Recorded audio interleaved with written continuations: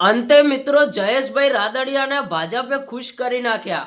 ઘણા બધા દિવસોથી મિત્રો એક વાત ખૂબ જ ચર્ચામાં ચાલતી હતી। જ્યારે દિવાળી પહેલા મિત્રો ભાજપના નવા મંત્રીમંડળના નવા નેતા જાહેર કરવામાં આવ્યા। એમાં મિત્રો જયેશભાઈ રાદડિયાનું નામ નહોતું આવ્યું અને એમને મંત્રી નહોતા બનાવ્યા। જ્યારથી મિત્રો જયેશભાઈ રાદડિયા મંત્રી નહોતા બન્યા ત્યારથી મિત્રો જયેશભાઈ રાદડિયા અને તેમની જનતા ખૂબ જ નારાજ થઈ હતી। ત્યારે મિત્રો અત્યારે હાલ આપણને સૌથી મોટા સમાચાર મળી રહ્યા છે કે આજે ફરી એકવાર જયેશભાઈ રાદડિયાને શું મંત્રી બનાવી દેવામાં આવ્યા છે।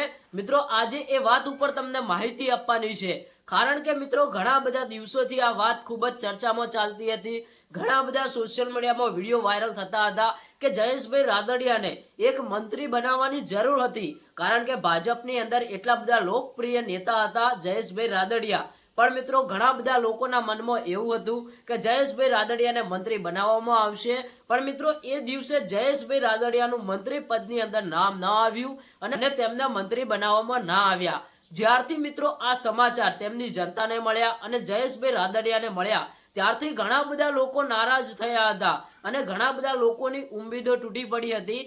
એમને એવું હતું કે જયેશભાઈ રાદડિયાને મંત્રી બનાવવામાં આવશે, પણ મિત્રો મંત્રી બનવાનો તો ઓરતો રહી ગયો।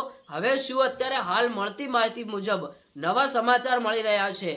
સોશિયલ મીડિયાની અંદર ઘણા બધા એવા વિડીયો પણ વાયરલ થઈ રહ્યા છે કે જયેશભાઈ રાદડિયાને મંત્રી ન બનાવતા રાતોરાત તેમને પાર્ટી બદલી નાખી। શું જયેશભાઈ રાદડિયા રાતોરાત પાર્ટી બદલી નાખશે? મિત્રો જયેશભાઈ રાદડિયાનું ભાજપની અંદર ખૂબ જ મોટું નામ છે। ભલે તેમને આ વખતે મંત્રી પદની અંદર નામ નથી આવ્યું, તેમને મંત્રી બનાવવામાં નથી આવ્યા, પણ મિત્રો આવનારા સમયની અંદર જયેશભાઈ રાદડિયાને જરૂરથી મંત્રી બનાવવામાં આવશે। અને જે અમુક વિડીયો વાયરલ થઈ રહ્યા છે કે જયેશભાઈ રાદડિયા ભાજપને છોડી દેશે, તો ના મિત્રો ના, જયેશભાઈ રાદડિયા ભાજપને નહીં છોડે, ભાજપમાં જ રહેશે।